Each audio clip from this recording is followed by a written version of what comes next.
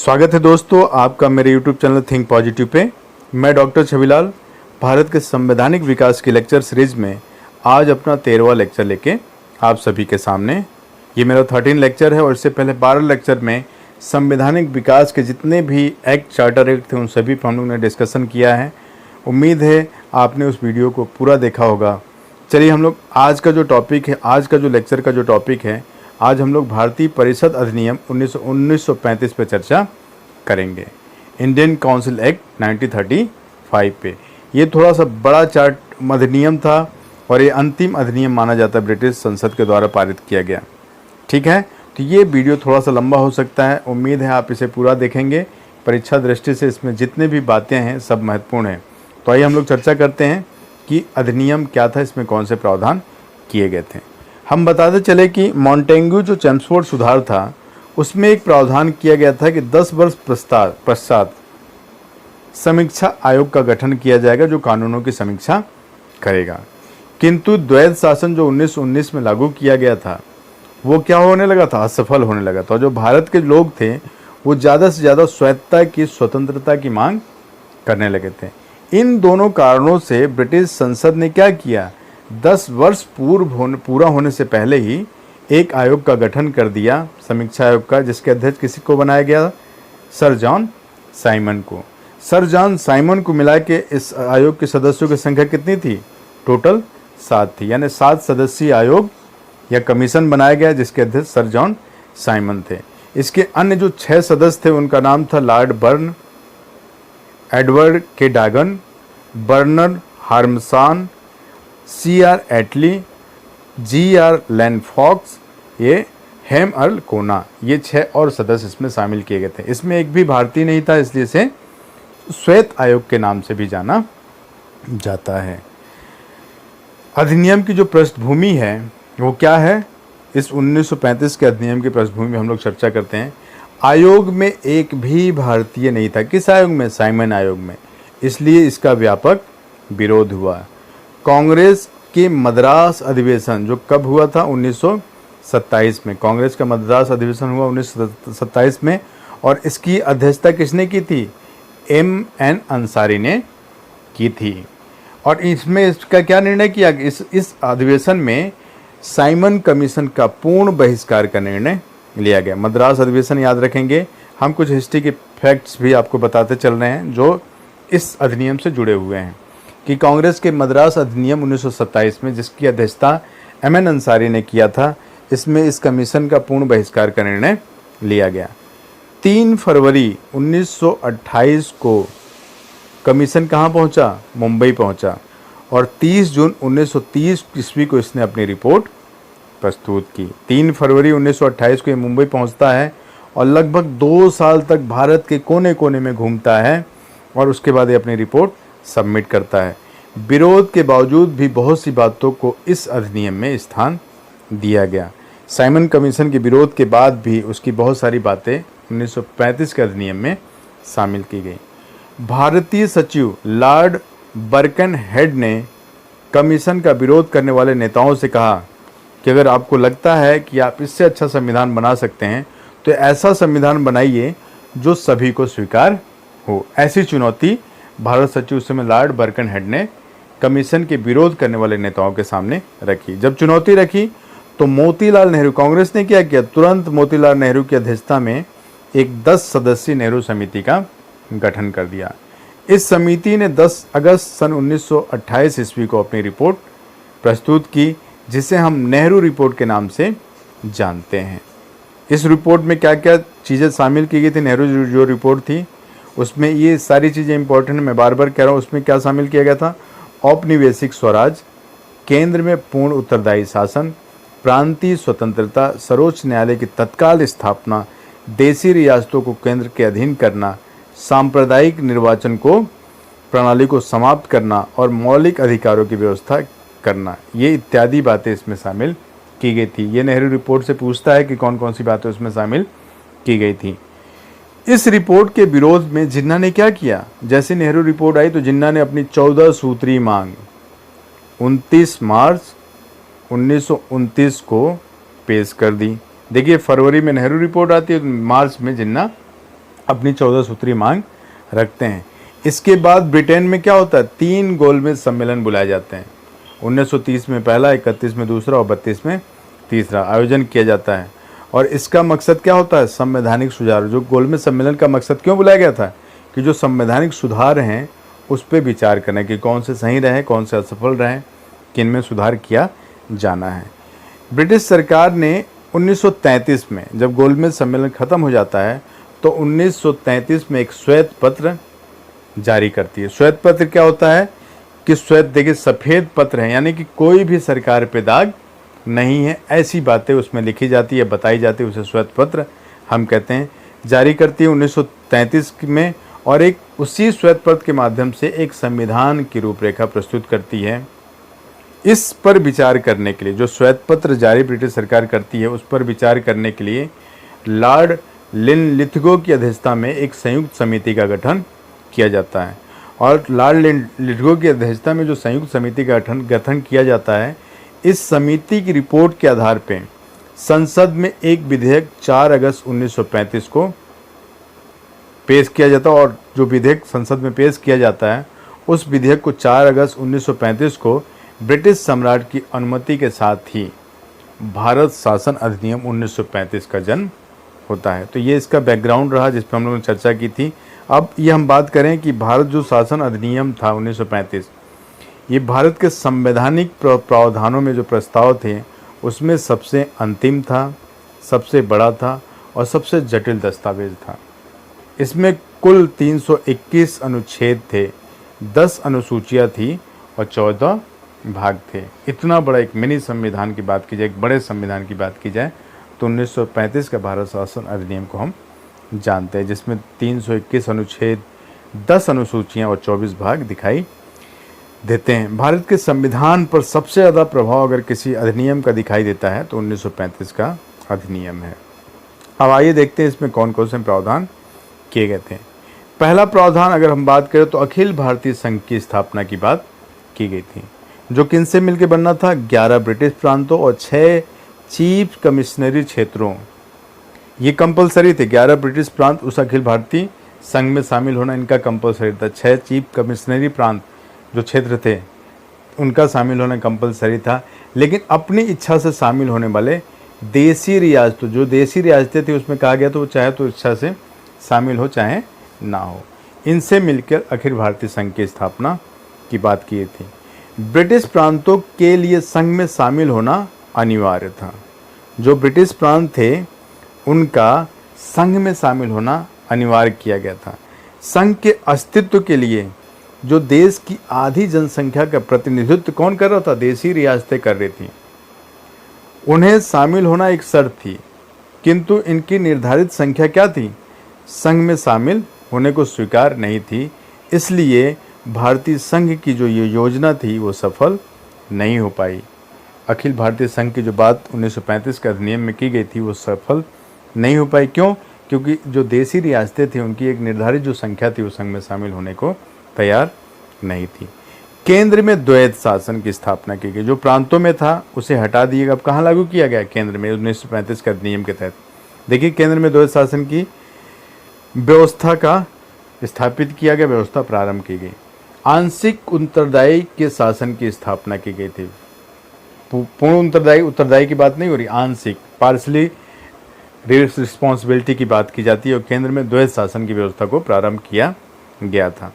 संघीय विधानमंडल के 2 सदन, जो संघ का विधानमंडल था उसके 2 सदन, पहला सदन कौन सा था? संघीय विधानसभा या निम्न सदन था। इसकी सदस्य संख्या कितनी की गई? 375 थी, जिसमें से 125 देसी रियासतों के लिए निर्धारित किए गए थे। 2 सदन थे केंद्रीय विधानमंडल को। कितने सदन बनाए गए? तो 2 सदन। पहला सदन कौन सा था जिसे निम्न सदन कहा जाता है? संघीय विधानसभा यह निम्न सदन था। इसमें टोटल सदस्यों की संख्या कितनी बताई गई है? 375, जिसमें से 125 स्थान किसके लिए निर्धारित किए गए थे? देसी रियासतों के लिए। दूसरा जो सदन था उसे संघीय सभा, यह एक उच्च सदन था और इसमें टोटल सदस्य कितने थे? 260 थे। इनमें से 104 सदस्य किसके लिए सुरक्षित किए गए थे? निर्धारित किए गए थे देसी रियासतों के लिए। विषयों के विभाजन के लिए 3 सूचियां, देखिए शक्ति विभाजन का सिद्धांत यहाँ पे हमें दिखाई देता है। 3 सूचियां बनाई गई थी, स्थापित की गई थी। पहली सूची थी संघीय सूची, जिसमें कितने विषय थे? 59 विषय रखे गए थे। दूसरी सूची थी प्रांतीय सूची, इसमें कितने विषय थे?